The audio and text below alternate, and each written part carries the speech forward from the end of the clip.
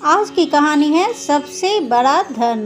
एक बार एक शक्तिशाली राजा घने वन में शिकार खेल रहा था। अचानक आकाश में बादल छा गए और मूसलाधार वर्षा होने लगी। सूर्य अस्त हो गया और धीरे धीरे अंधेरा छाने लगा।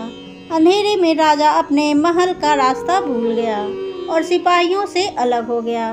भूख, प्यास और थकावट से व्याकुल राजा जंगल के किनारे एक टीले पर बैठ गया। थोड़ी देर बाद उसने वहां 3 बालकों को देखा। 3 बालक अच्छे मित्र थे।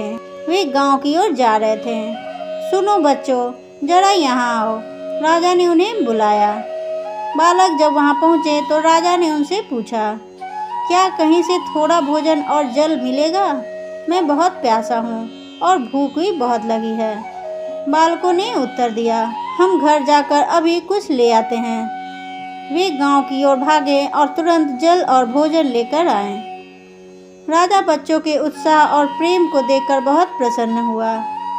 राजा बोला, प्यारे बच्चों, तुम लोग जीवन में क्या करना चाहते हो?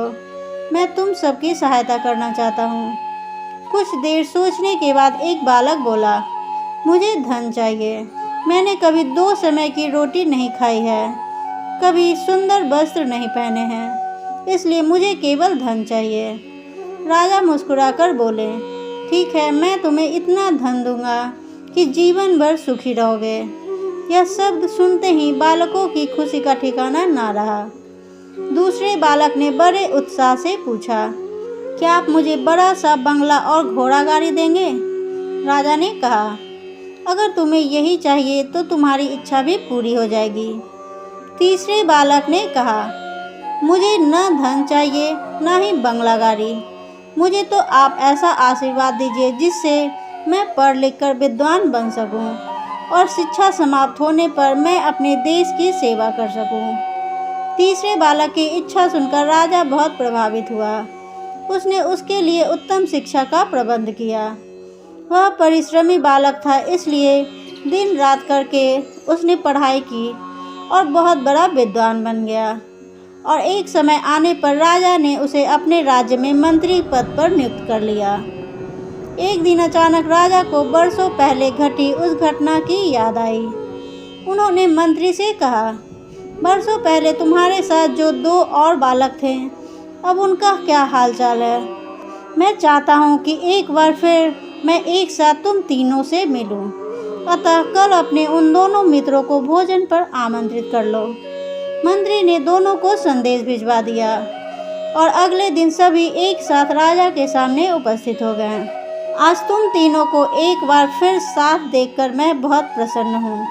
इनके बारे में तो मैं जानता हूँ, पर तुम दोनों अपने बारे में बताओ। राजा ने मंत्री के कंधे पर हाथ रखते हुए कहा। जिस बालक ने धन मांगा था वह दुखी होते हुए बोला, राजा साहब, मैंने उस दिन आपसे धन मांगकर बड़ी गलती की। इतना सारा धन पाकर मैं आलसी बन गया और बहुत सारा धन बेकार की चीज़ों में खर्च कर दिया। मेरा बहुत सा धन चोरी भी हो गया और कुछ 1 वर्षों में ही मैं वापस उसी स्थिति में पहुंच गया जिसमें मुझे आपने देखा था। बंगला गाड़ी मांगने वाले बालक भी अपना रोना रोने लगे। महाराज, मैं बड़े ठाठ से अपने बंगले में रह रहा था, पर बरसों पहले आई बाढ़ में मेरा सब कुछ बर्बाद हो गया और मैं भी अपने पहले जैसी स्थिति में पहुंच गया।